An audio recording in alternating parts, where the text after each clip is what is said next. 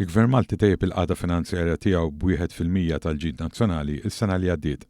Dan hekk kif id-deficit naqas minn 4.7% għal 3.7%. Fl-istess żmien ċifri tal-Eurostat jindikaw li madwar l-Unjoni Ewropea kien hemm titjib fid-deficit ta' 0.3% biss.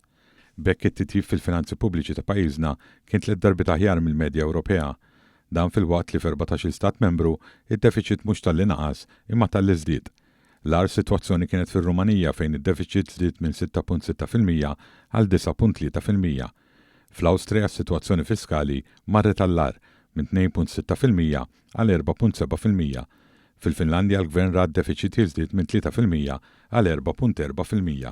L-istrateġija tal-Gvern Malti li investa bil-qawwi f'sostenn ekonomiku fl-eqel tal-pandemija qed tħalli l-frott.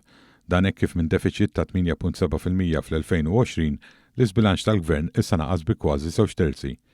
Is-sena l-oħra d-dejn nazzjonali Malti naqas minn 47.9% għal 47.4% jew b'0.5%.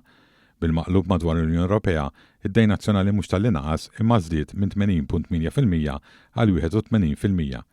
Dan juri kif il-politika ta' investiment mill-Gvern Laburista qed wasal għal qagħda fiskali aktar sostenibbli, la darba wkoll l-ekonomija qed tikber brata ferm aktar għolja minn dik Ewropea u l-pis tad-dejn qed jonqos waqt li fl-Ewropa qed jikber.